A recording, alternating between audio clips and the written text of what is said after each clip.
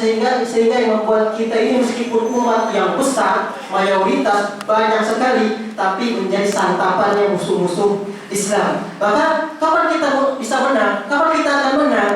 Kita akan menang kalau kita saling bersatu. Wa'tasimu bihablillahi jami'a. Dan maka saling berpegang teguhlah kalian semua kepada talinya Allah Subhanahu wa taala. Maka kita, jika umat Islam seluruh dunia ini sudah bersatu, insya Allah umat ini akan bangkit. Kita lihat saat ini bagaimana keadaan umat Islam, apakah sudah bersatu atau belum. Yang kita saksikan adalah keadaannya saat ini masih tercerai-berai, masih terjadi konflik internal di kalangan kaum muslimin yang menjadikan kita ini susah untuk bersatu. Dan selama kita sulit untuk bersatu, maka kemenangan itu ada sesuatu yang sangat mustahil. Maka jika ingin menang, kita harus bersatu di jalan Allah Subhanahu wa taala, sama-sama berpegang teguh tali Allah Subhanahu wa taala. ماذا واجب علينا تجاه القضية المسلمة أو قضية فلسطين؟ هناك أمور كثيرة بيدنا ممكن أن نصل بها فلسطين. ممكن الهاتف الذي بيدنا ممكن أن نعرف العالم بين الحق والباطل. ممكن أن نعرف العالم أن هناك حرب في فلسطين، هناك مجازر في فلسطين من خلال الهاتف، التواصل الاجتماعي، ممكن من خلال الدعاء. لا تنسوا نحن اليوم في رمضان هناك ساعة استجابة. ادعوا لمن تبقى في فلسطين، بقي القليل الصابرون، وهذا سيكون شرف لنا إن نصرناهم، وسيكون عار علينا إن خذلناهم. ممكن في الدعاء الآن ساعة استجابة عند الإفطار يوم الجمعة، كونوا مساهمين في هذا النصر. ممكن من خلال الصدقات، ممكن من خلال النية، نعبد النية، الجهاد، القتال.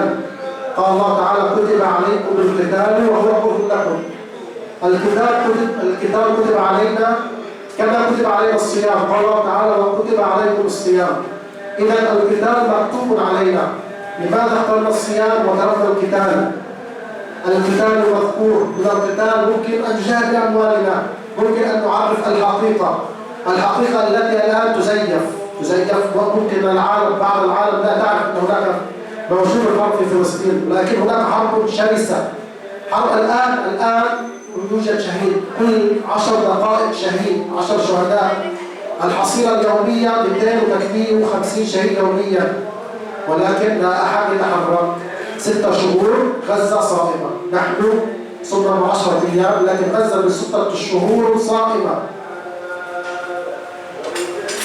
Nah, di akhir ini beliau membahas bahwa kemudian apa kewajiban kita sebagai kaum muslimin terhadap Palestina.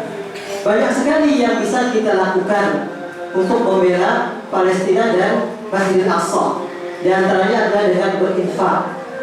Di antaranya lagi adalah dengan mendoakan Palestina, terutama di hari-hari Ramadan ini, hari-hari yang berkah ini, yang mana dijabah oleh Allah Subhanahu wa taala.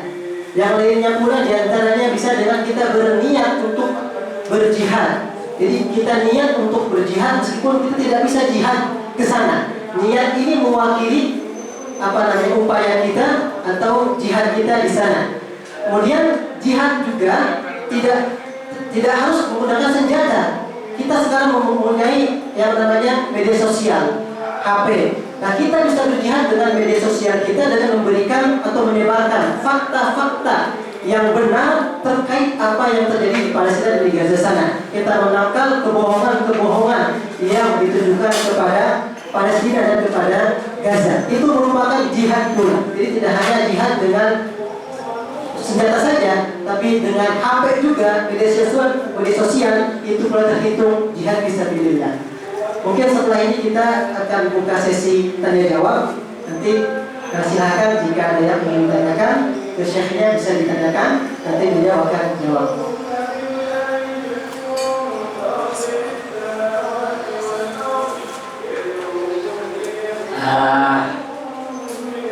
Saya mau jadi penanya pertama. Akan begini ya, sejarah Palestina ini luar biasa. Ribuan tahun kan, rata-rata semua bangsa, semua negara ingin menguasai. Nah, saya ingin tanya kepada Syekh ini bahwa sekarang sisanya itu kan tepi barat Sungai Yordan ya. Terus satunya Gaza, kata orang Indonesia Gaza. Kalau kata orang Arab Gaza. Nah ini bagaimana hubungan antara Gaza dan tepi barat? Baik dari segi politik, dari segi ekonomi, segi pemerintahan. Nah terus sebenarnya Palestina ini kan sudah merdeka.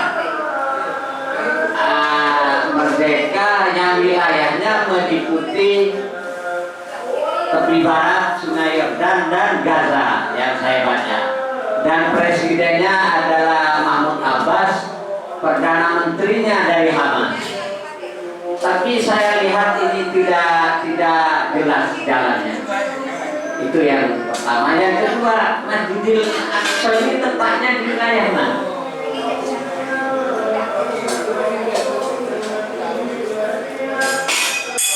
Baiknya itu pertanyaan saya. Terima kasih.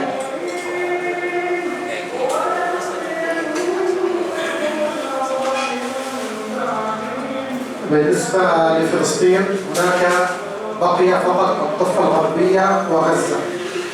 الضفة الغربية في الخليج الشرقية وغزة في الغرب، يفصل بينهما احتلال إسرائيلي. إذا غزة والضفة منفصلان عن بعض، لا يوجد حدود بينهما، يوجد بينهما الاحتلال الإسرائيلي. وبالنسبة للضفة الغربية هناك يحكمها حكومة تابعة لمحمود عباس فتح، وهي تنسق مع إسرائيل. يعني إسرائيل متى تريد ممكن تكون الضفة بسهولة، تعتقل من تريد، تقتل من تريد بسهولة جدا. أما بالنسبة لغزة، غزة تحت حكومة حماس. إسرائيل لا تستطيع الدخول إلى غزة بسبب لا يوجد تنسيق بين حماس وإسرائيل. إذا هناك حكومتين، حكومة الضفة وحكومة غزة ومنفصلة بينهما. أما بالنسبة للمسجد الأقصى فهو يقع في القدس. القدس قدس شرقية وقدس شرقية. والمسجد الأقصى يقع تحت حكومة الأردن، الحكومة الأردن، الأوقاف الأردنية. إسرائيل تنسق مع الحكومة الأردنية بعدد المصلين الذين يدخلون المسجد الأقصى، ولكن للأسف إسرائيل هي من تقرر. إسرائيل هي الحاكم الفعلي للمسجد الأقصى والضفة الغربية. Dan terkait dengan Palestina, terutama tepi barat dan Gaza. Tepi barat itu terletak secara geografis terletak di timur Palestina. Kemudian Gaza ada di barat Palestina. Yang mana kedua kota ini itu terpisah oleh wilayah jajahan Israel. Jadi di sini tepi barat, kemudian di jajahan Israel, kemudian di sininya Gaza. Jadi terpisah. Kemudian untuk sistem pemerintahannya, kalau yang di tepi barat itu di bawah pemerintahannya Mahmud Abbas, yang sekarang bawah pemerintahan Mahmud Abbas, yang mana di sana itu pemerintahan sana itu diatur ya oleh Israel. Istilahnya kayak diberikan pemerintahan cuma diatur oleh Israel, sehingga Israel yang berhak di sana untuk menangkap orang, untuk bunuh orang, untuk membatasi segala macam hal yang menjadi di tepi barat. Adapun Gaza itu terletak di barat, yang mana saat ini dipimpin oleh gerakan yang namanya Hamas, yang mana Gaza ini tidak bisa dikuasai oleh orang Israel. Orang Israel tidak bisa masuk ke Gaza kecuali melalui jalan perang. Itu terkait dengan situasi politik yang terjadi antara tepi barat dan juga Gaza. Nah, adapun yang untuk pertanyaan yang kedua terkait dengan letak Al-Masjidil Aqsa. Masjidil Aqsa itu letak di Al-Quds, di kota Al-Quds atau dikenal juga dengan Yerusalem, yang mana kota ini ada di tepi barat. Kemudian Quds ini di bawah pemerintahan Yordania. Ya, sebetulnya Masjid Al-Aqsa ini ada di bawah pemerintahannya Yordania. Jadi pemerintahan Yordania yang mengatur Masjid Al-Aqsa dengan kerjasama dengan bukan kerjasama tapi dengan kesepakatan dengan Israel gitu ya. Namun sayangnya yang berkuasa justru Israelnya. Dia yang mengatur jumlah orang yang masuk ke Masjid Al-Aqsa itu ya Israel juga. Yang membatasi orang yang masuk ke Masjid Al-Aqsa juga Israel juga. Jadi bisa dikatakan bahwa yang pemegang kekuasaannya di sana full ya Israel itu. Seperti itu.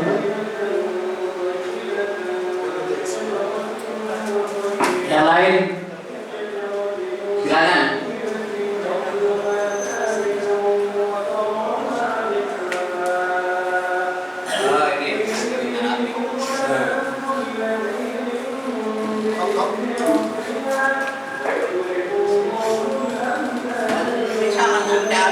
Assalamualaikum warahmatullahi wabarakatuh.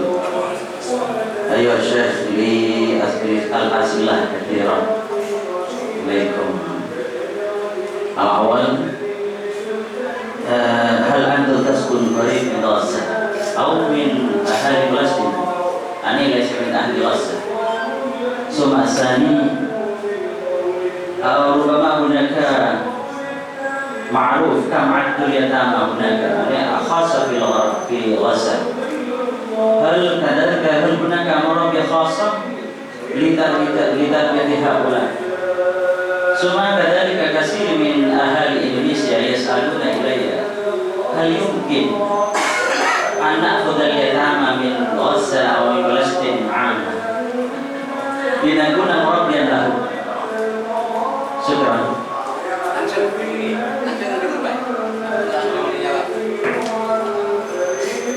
أول سؤال أنا أسكن الآن في لبنان.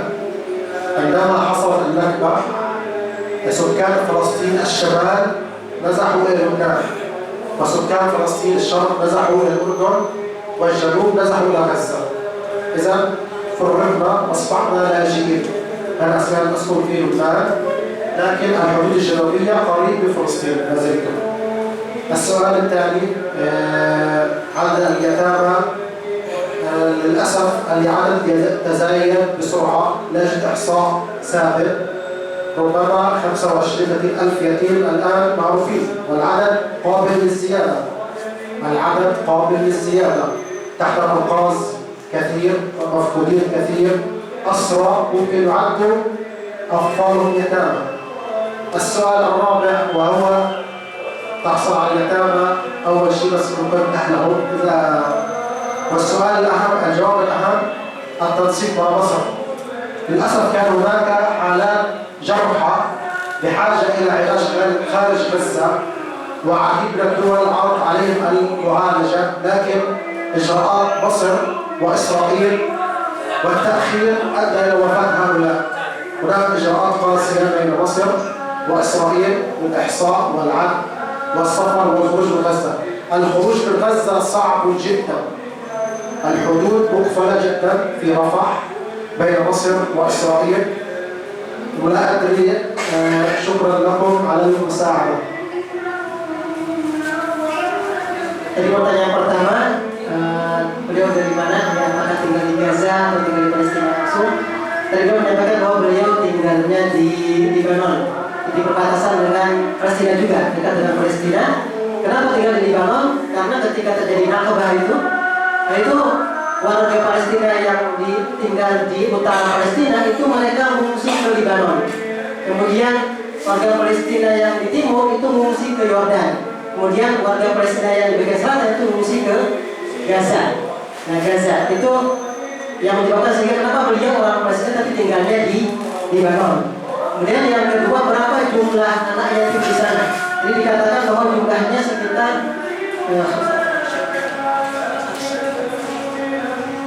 25.000 anak, sekitar 25.000 anak yatim. Itu pun belum pasti, artinya masih bisa bertambah dengan perang yang belum berakhir ini. Jadi dengan perang yang masih berlanjut saat ini, banyaknya orang-orang yang terkubur hidup di sana, itu bisa memungkinkan bahwa jumlah anak yatim masih bisa terus bertambah. Dan soal pertanyaan yang ketiga, apakah mungkin bagi orang Indonesia, bisa bagi orang Indonesia untuk mengadopsi anak-anak yatim di sana? Jawabannya adalah bisa dikatakan sangat mustahil atau sulit sekali. Kenapa? Karena bagi warga Gaza itu untuk keluar dari Gaza sangat sulit sekali. Jadi perbatasan Gaza dengan Mesir yang tersebut dengan perbatasan Rafah itu tidak dibuka, ya, karena adanya kesepakatan antara Israel dan Mesir itu. Sehingga artinya mustahil sekali orang Gaza bisa keluar dari Gaza, sangat mustahil. Jadi bisa dikatakan bahwa untuk mengadopsi anak yatim Gaza itu sangat mustahil atau sulit sekali, seperti itu. Mungkin ada yang lain?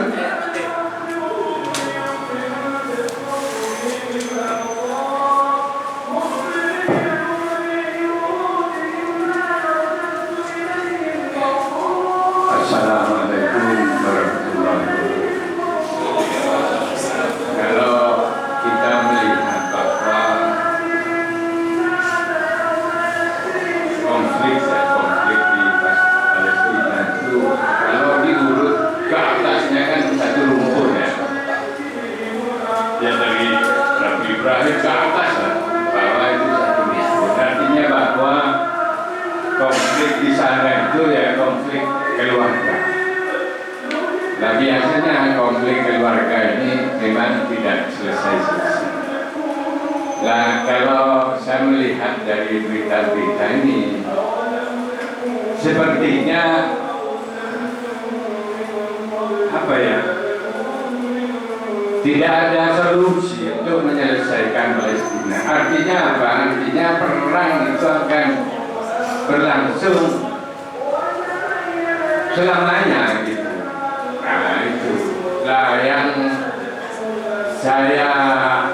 yang tadi oleh Syekh Soleh disampaikan bahwa umat Islam ini kan hanya satu menangnya dari sisi kuantitas banyak, dari sisi teknologi, dari sisi ekonomi, dari sisi informasi kita akan kalah dari Israel. Seakan-akan dunia ini dikuasai oleh mereka, oleh Israel dan kawan-kawan. Tapi di satu sisi saya melihat bahwa orang-orang Arab sekitar itu ya, itu kan kaya-kaya. Wong peliharaannya ada singa, makan dengan singa. Artinya secara sepintas bahwa dari sisi ekonomi orang Arab ini luar biasa. Belum lagi dari keluarga-keluarga raja itu, kan luar biasa. Nah saya hanya ingin bertanya, sejauh mana kepedulian mereka terhadap persoalan Palestina ini? Sejauh mana kepedulian masyarakat Arab terhadap persoalan Palestina? Kenapa? Karena ketika kita sebagai keluarga punya persoalan, maka yang paling efektif untuk membantu, untuk menyelesaikan itu adalah tetangga sekitar. Tetangga sekitar yang membantu. Saudara pun tidak akan efektif membantu ketika jaraknya sudah jauh. Oleh karena itu saya ingin tahu realnya seperti apa kepedulian masyarakat Arab sekitar Palestina itu terhadap persoalan Palestina ini. Barangkali itu. Terima kasih. Assalamualaikum warahmatullahi wabarakatuh.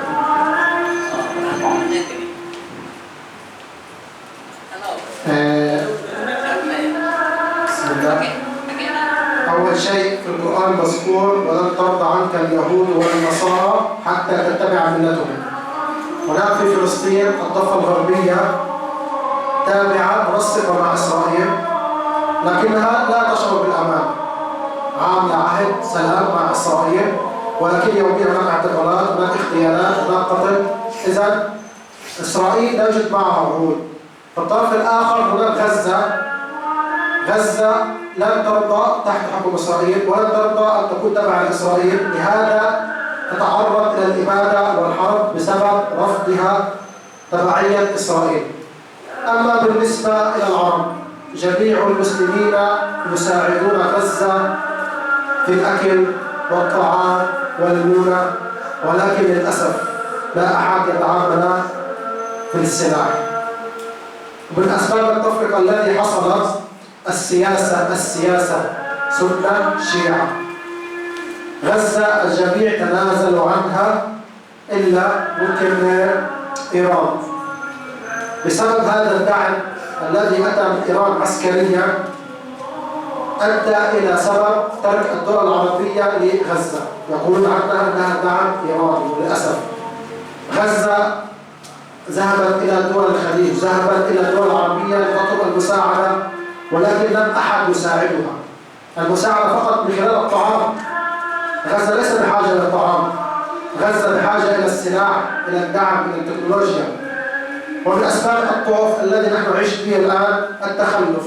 نحن تخلف، لدينا فراغ كثير، نحن ابتعدنا عن العلم، عن العقيدة، عن التكنولوجيا. همنا ماذا في التكنولوجيا الآن؟ التيك توك، واتساب، فيسبوك، هذا وقتنا. بينما الغرب يعمل أقمار صناعية، صاروخ جديد، طائرات. لماذا نحن مغلوب على أمرنا؟ لأن أصبحنا نحب الدنيا. قال الرسول صلى الله عليه وسلم: حب الوهن. ما هو الوهن؟ حب الدنيا وكراهية الموت. واعلموا من يريد أن يدخل الجنة يجب أن يضحي. أم حسبتم أن تدخلوا الجنة ولما يعلم الله الذين جاهدوا منكم. إذن يجب مجاهدة.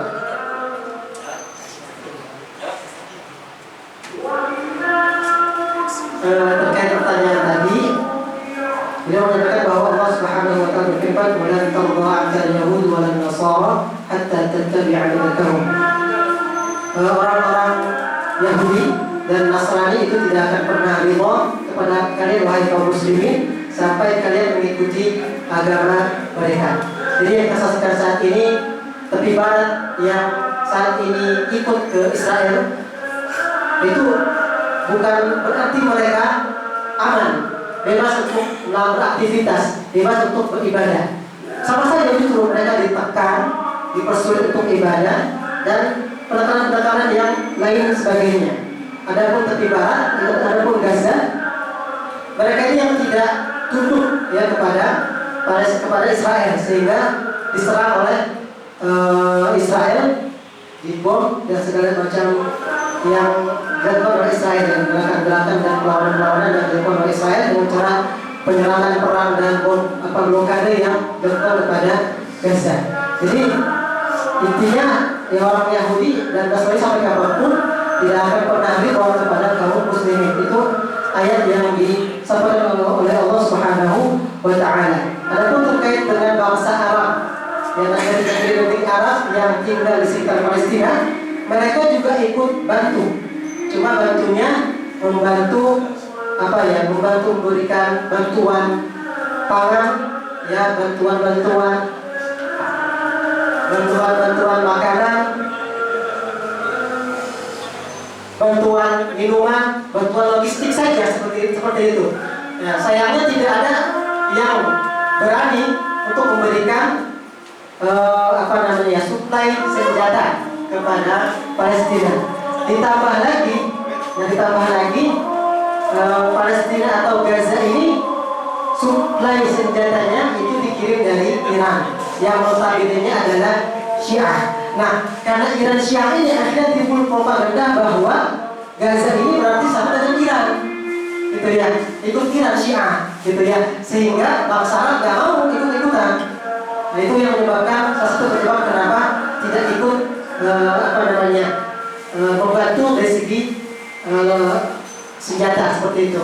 Jadi berbedanya ideologi. Ya, padahal Gaza tidak seperti Palestina, tidak seperti Iran seperti itu. Sudah hadir ya? Ya. Terima kasih, syukran.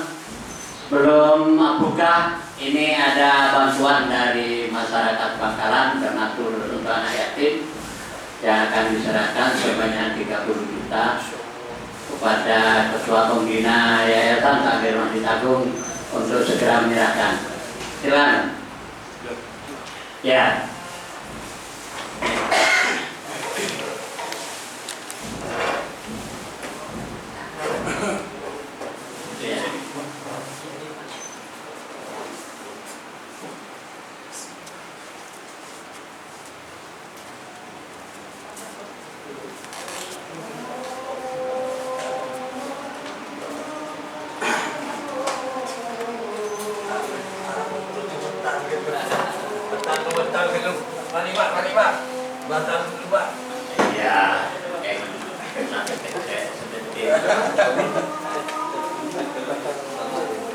Saya kira itu. Bermanfaat. Terima kasih kepada saya, kepada para hadir. Apabila ada hal-hal yang kurang berkenan, mohon maaf yang sebesar-besarnya. Allahumma biqillah karim. Wassalamualaikum warahmatullahi wabarakatuh.